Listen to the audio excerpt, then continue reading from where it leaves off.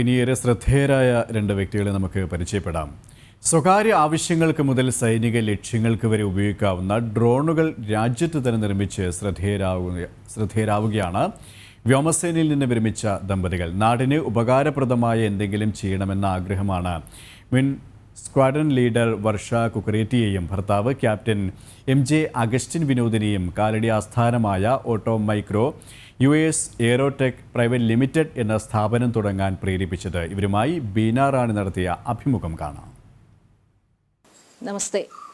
Atmanirbhar ഭാരതിലൂടെ Chinese അധിനിവേശത്തിന് India തിരിച്ചടി നൽകിയപ്പോൾ Chinese കുത്തകയായിരുന്ന drone വ്യവസായവും ഇന്ത്യയിൽ വളർന്നു.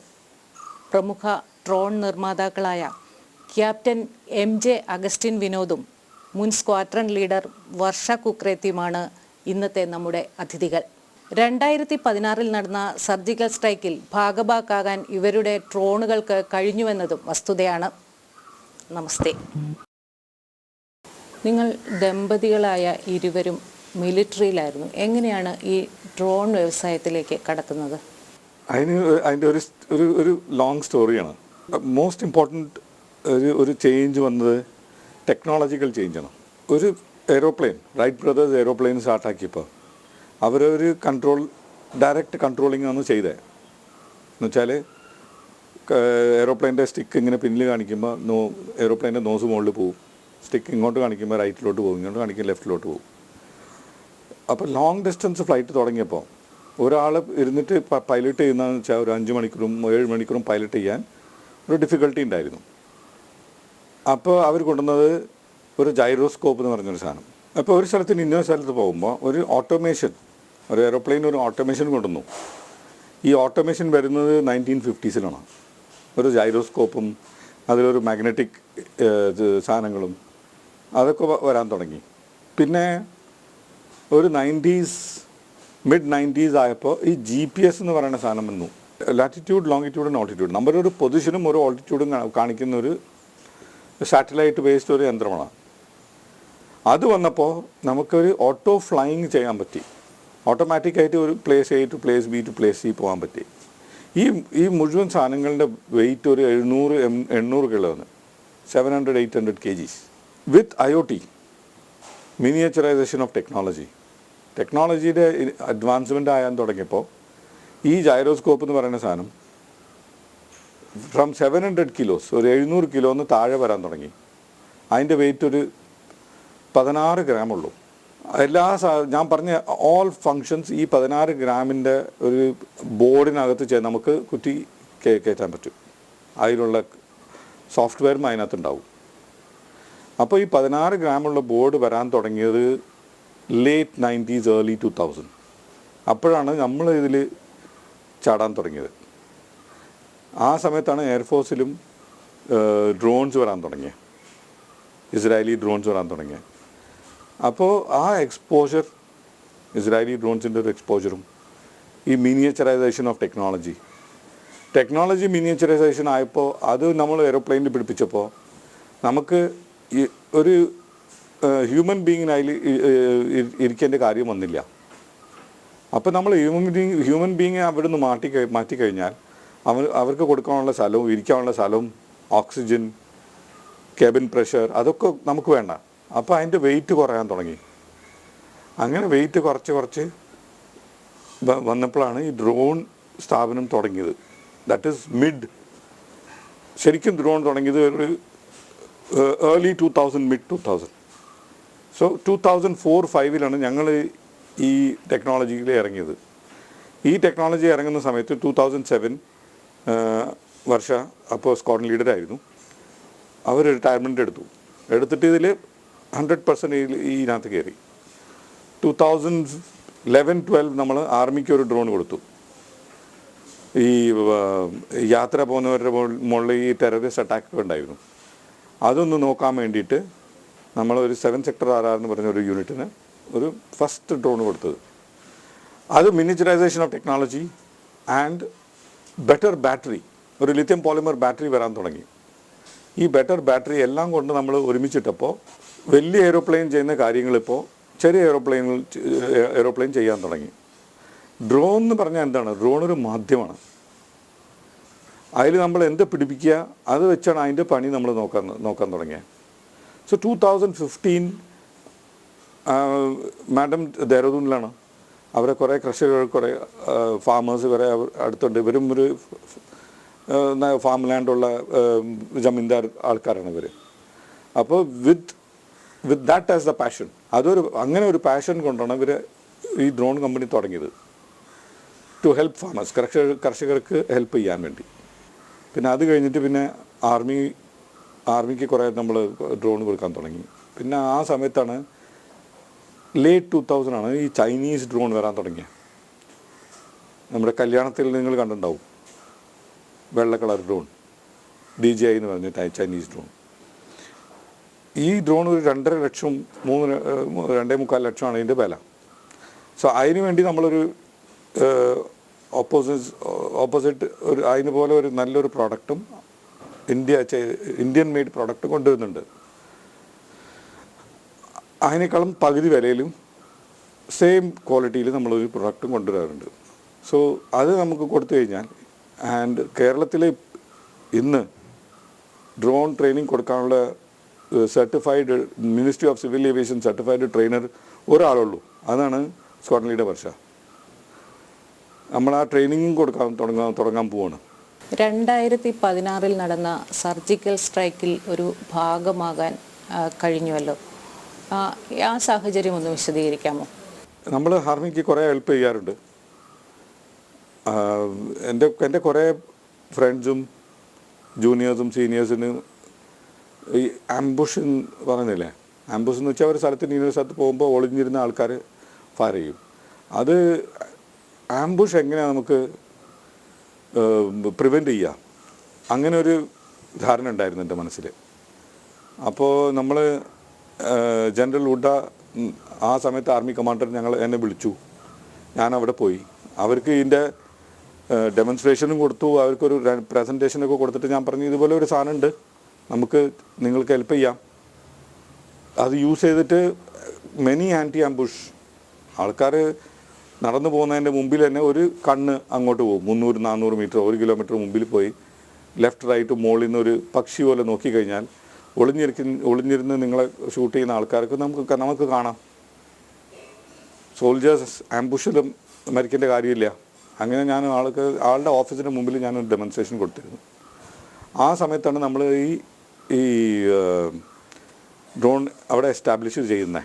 അവിടെ ഒരു വർക്ക്ഷോപ്പിൽ 2-3 ഓഫീസേഴ്സിനും ട്രെയിൻ ചെയ്തു. പിന്നെ അവരെയും ആത്മനിർഭരാക്കി. അങ്ങനെ അവർ കുറേ പ്രോഡക്റ്റ്സ് ഒക്കെ ചെയ്തിട്ട് കുറേ ഓപ്പറേഷനിൽ അവർ യൂസ് ചെയ്തിട്ടുണ്ടാവും. അങ്ങനെ ഒരു ഇതാണ് 2015 ഈ ജേർണി സ്റ്റാർട്ടാവുന്നത്. ഞാൻ പോയി കാണിച്ചു കൊടുക്കുന്നത്. റീസെൻ്റ്ലി ആ ജനറൽ റിട്ടയർ ആയിട്ട് ആൾ ട്വിറ്ററിൽ വന്ന് പറഞ്ഞു, yes, Augustine was the first show and that was the start of our journey. So അങ്ങനെ ഒരു ദാറ്റ് ഈസ് മോർ ഇമ്പോർട്ടൻറ്റ്. അത് എവിടെ യൂസ് ചെയ്തു, എങ്ങനെ യൂസ് ചെയ്തു, that is not important. Importance എന്തെന്ന് വെച്ചാൽ നമ്മളെ സ്കില്ല് വെച്ചിട്ട് അവർക്കൊരു ഹെൽപ്പ് ചെയ്ത് അവർക്കൊരു സെറ്റപ്പ് ചെയ്ത് കൊടുത്തു. That is more important. അത് കഴിഞ്ഞ് കുറേ ഓപ്പറേഷനിൽ അത് യൂസ് ചെയ്തിട്ടുണ്ടാവും. അത് കഴിഞ്ഞ് കുറേ ബാക്കി കമ്പനീസും വന്ന് ഡ്രോൺ കൊടുത്തിട്ടുണ്ടാവും. പക്ഷേ സ്റ്റാർട്ട് ചെയ്ത് കൊടുത്തത്, ഇൻട്രൊഡ്യൂസ് ചെയ്ത് കൊടുത്തത് നമ്മളാണ്. അതാണ് എനിക്കൊരു സന്തോഷം. അത് ഒറ്റ ഓപ്പറേഷനിൽ നമ്മൾ എന്തായി, that is not very important actually. ആ സമയത്ത് നമ്മൾ അവർക്ക് ഹെൽപ്പ് ചെയ്തത് ഒരു പ്രോ ബോണോ ഡീലായിരുന്നു. നമ്മൾ പൈസ ഒന്നും എടുത്തില്ല. ഞാൻ അവിടെ പോയി ഡെമോൺസ്ട്രേഷൻ ചെയ്യാൻ പോയതും ആ സമയത്ത് ഉണ്ടാക്കിയ ഡ്രോണുകളൊക്കെ നമ്മുടെ പൈസയിൽ നിന്നാണ് ഉണ്ടാക്കി കൊണ്ടുപോയത്. അവരുടെ അടുത്ത് നമ്മളൊന്നും പൈസ ഒന്നും എടുത്തില്ല. എൻ്റെ മെയിൻ എയിം ആയിരുന്നു അവർക്ക് പോയി ഈ ടെക്നോളജി കാണിക്കാൻ, അവർക്ക് ഈ ടെക്നോളജി പരിചയപ്പെടുത്തണം. അവർക്ക് ആ ടെക്നോളജി അറിയില്ലായിരുന്നു. ആ സമയത്ത് പരിചയപ്പെടുത്തിയിട്ട് ഒരു മിനിയേച്ചറൈസ്ഡ് ഒരു ചെറിയ സാധനം നമുക്ക് ഉണ്ടാക്കാമെന്നൊരു എന്താ പറയുക, ഒരു അഡ്വൈസ് ചെയ്യാൻ പോയതാണ്. അപ്പോൾ ആ സമയത്തുള്ള അവർക്ക് കൊണ്ടുപോയി കാണിച്ച 2-3 ഡ്രോണുണ്ട്. അതൊക്കെ എല്ലാം സൂക്ഷിച്ച് വെച്ചിട്ടുണ്ട് നമ്മളിവിടെ. Because it is a part of our company history. Madam, how did you feel that when you got to know that you have participated in a country's mission? Every day, whenever, anytime a soldier's life is saved, that is a very big thing for me. There have been times when people tell us that, sir, because of your drone, today we were able to accomplish this. That is good enough. I mean, I don't want anything else. So I am very thankful that in some way I have been able to help out my fraternity, and because I know every soldier's life is very difficult when they are taking the they are ready to face anything for us, all of us sitting here inside the country, and we are feeling safe because of them. So if I have helped in their skill enhancement, if ever I have taught them how to fly a drone or how to use it, so I am very thankful to God that I got that opportunity. Military ആവശ്യങ്ങൾക്കല്ലാതെ മറ്റ് personal ലെവലിൽ ഏതൊക്കെ ആവശ്യങ്ങൾക്ക് ഈ drone ഉപയോഗിക്കാൻ പറ്റും? It's a good question. Actually ഈ ഡ്രോണിൻ്റെ യൂസ് എന്ന് പറയുന്നത് മിലിറ്ററിയിൽ അത്ര അധികം ഇല്ല. ബേസിക്കലി സർവൈലൻസ് മാത്രമേ ഉള്ളൂ. ചെറിയ ഡ്രോണുകൾ, വലിയ drone for maybe weapon delivery, അതും നമ്മളിതുപോലെ ഒരു മെഗാ സ്കെയിലിൽ തുടങ്ങിയിട്ടില്ല. മെഗാ സ്കെയിലിൽ പറ്റില്ല. ബട്ട് ഇതിൻ്റെ യൂട്ടിലൈസേഷൻ സിവിലിയൻ വേൾഡിൽ കൂടുതലാണ്. ഞങ്ങളൊരു ട്രയൽസ് ചെയ്യാൻ പോകണം, നമ്മുടെ കമ്പനി ഒരു ട്രയൽസ് ചെയ്യാൻ പോകണം, BVLOS ട്രയൽസ്. ഈ ട്രയൽസിൽ നമ്മുടെ കൂടെ ഈ 2-3 ഹോസ്പിറ്റൽസും പങ്ക് ചെയ്തിട്ടുണ്ട്, വലിയ വലിയ ഹോസ്പിറ്റൽസ്. ആ ട്രയൽസിൽ നമ്മൾ എന്താ ചെയ്യാൻ പോണേ? നമ്മൾ ഇമ്മീഡിയറ്റ് മെഡിസിൻ ഡെലിവറി, പോയി ചേരാത്ത സ്ഥലത്ത് മെഡിസിൻ എങ്ങനെയാണ് ഡെലിവറി ചെയ്യുക, ലാബ് സാമ്പിൾസ് എങ്ങനെ പിക്കപ്പ് ചെയ്യുക, ഈവൻ ഒരു സ്ഥലത്ത് നമ്മൾ ഹാർട്ട് ട്രാൻസ്പ്ലാന്റേഷൻ ആക്കണം. അപ്പോൾ ഓർഗൻ ഹാർവെസ്റ്റിംഗ് ഒരു സ്ഥലത്താവുന്നു, ട്രാൻസ്പ്ലാന്റേഷൻ ആവുന്ന ഇനിയൊരു ഹോസ്പിറ്റലാണ്. രണ്ടും ഒരു ബിസി റോഡിൽ നിന്ന് ഇവിടുന്ന് അങ്ങോട്ട് കൊണ്ടുപോകുമ്പോൾ ചിലപ്പോൾ സമയം പോയി ഹാർട്ട് ചീത്തയായി പോവും. അപ്പോൾ അതെങ്ങനെ ഡ്രോണിൽ കൊണ്ടുപോവുക? ഓർഗൻ കൊണ്ടുപോകുന്നത് എങ്ങനെയാണ്? ഞാൻ പറഞ്ഞ പോലെ അഗ്രികൾച്ചറിൽ നമ്മളെങ്ങനെയാണ് യൂസ് ചെയ്യുക? ഞങ്ങളിപ്പോൾ ഒരു ഡ്രോൺ ഉണ്ടാക്കണം, അത് നമ്മൾ സൗത്ത് അമേരിക്കയിലെ ഒരു കൺട്രിക്ക് കൊടുക്കണം, അതിന് പിസ്സ ഡെലിവറി. നൗ ഇഫ് ആ കൺട്രിയെ പറ്റി പറഞ്ഞാലേ, സെൻട്രലിൽ ഒരു ടൗൺ ഉണ്ട്, അതിൻ്റെ ചുറ്റും ഒരു മലയാണ്, മലയുടെ ഈ താഴെയാണ് ഈ ടൗണിലാണ് ഈ ഈറ്റിംഗ് ജോയിൻറ്റ്സ് ഉള്ളത്. ഈ മല മുകളിൽ 7-8 വില്ലേജസ് ഉണ്ട്, 7-8 വില്ലേജസ്, 100-150 200 ഫാമിലീസ് ഉള്ളു ഓരോ വില്ലേജസിലും. അപ്പോൾ അവിടെ ഈ പിസ്സ ജോയിൻറ്റ് വെക്കാൻ പറ്റില്ല, കമേഴ്ഷ്യലി അത് പോസിബിൾ അല്ല. പക്ഷേ ഈ പിസ്സ ആൻഡ് ബർഗർ ജോയിൻ്റ് ഉള്ളത്, കടകളുള്ളത് ഈ ടൗണിലാണ്. ഈ 5-7 വില്ലേജ്, 7-8 വില്ലേജിലും ആൾക്കാരും അവിടെ ഒരു ബർഗർ ഒരു പിസ്സ കഴിക്കണമെങ്കിൽ 6 മണിക്കൂർ താഴെ 6 മണിക്കൂർ മുകളിൽ കയറി 1 മണിക്കൂർ അവർ പോകും. അപ്പോൾ ആ പിസ്സ കമ്പനിക്കാണ് നമ്മൾ 2-3 ഡ്രോൺ ഇപ്പോൾ ഉണ്ടാക്കിക്കൊണ്ടിരിക്കുന്നത്. ഒറ്റയടിക്ക് ഒരു 10-20 പിസ്സ ആ വില്ലേജിൽ പോയി എത്തും. അനദർ വെർട്ടിക്കൽ നമ്മളെന്ത് തുടങ്ങിയിട്ടുള്ളത് ഇൻറ്റിഗ്രേറ്റഡ് ഡ്രോൺ ട്രെയിനിങ് അക്കാഡമി എന്ന് പറഞ്ഞിട്ട്. അതിൽ നമ്മുടെ മെയിൻ എയിം എന്താണ്? പിള്ളേർക്ക് പഠിപ്പിച്ചു കൊടുക്കുക ഡ്രോൺ പറക്കലും ആൻഡ് അതിൻ്റെ റൂൾസും റെഗുലേഷൻസും. ഒരാഴ്ചയുടെ കോഴ്സ്. ആ കോഴ്സ് കഴിഞ്ഞ് അവർക്ക് ഒരു DGC അവർ മിനിസ്ട്രി ഓഫ് സിവിൽ ഏവിയേഷൻ്റെ ഒരു സർട്ടിഫിക്കേഷൻ കിട്ടും. പിന്നെ നമ്മുടെ ഡ്രോൺ NPNT എന്ന് പറയും, no permission no take off. ഈ ടെക്നോളജി കൊണ്ടുവന്നത് ഇന്ത്യയാണ് first and the only country. ഇതെങ്ങനെയാണ് വർക്ക് ചെയ്യുന്നത് വെച്ചാൽ, നമ്മൾ ഒരു ഫ്ലൈറ്റ് പ്ലാൻ എന്ന് പറയും. നമുക്ക് ഇവിടുന്ന് കാലടിയിൽ നിന്ന് അങ്കമാലി പോകണം, ചിലപ്പോൾ കാലടിയിൽ നിന്ന് അങ്കമാലി നമുക്ക് ഈ ഡ്രോൺ അയക്കണം. അപ്പോൾ നമ്മളത് ആ മൊബൈലിൽ പ്രോഗ്രാം ചെയ്യും, Kalady to Angamaly and back. ആ ഡ്രോണിലോട്ട് കയറ്റും. ഡ്രോൺ ത്രൂ ഇൻ്റർനെറ്റ് പെർമിഷൻ എടുക്കും ഫ്രം DigiSky.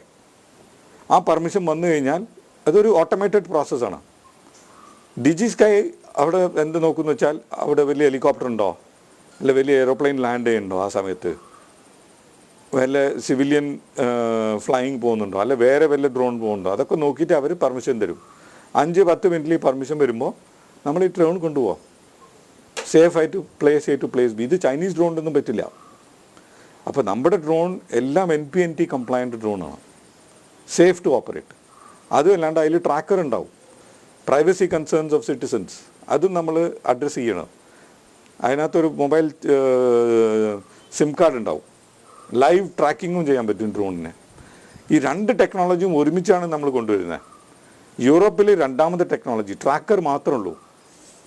അമേരിക്ക രണ്ടാമത്തെ ടെക്നോളജി ട്രാക്കർ മാത്രമേ ഉള്ളൂ.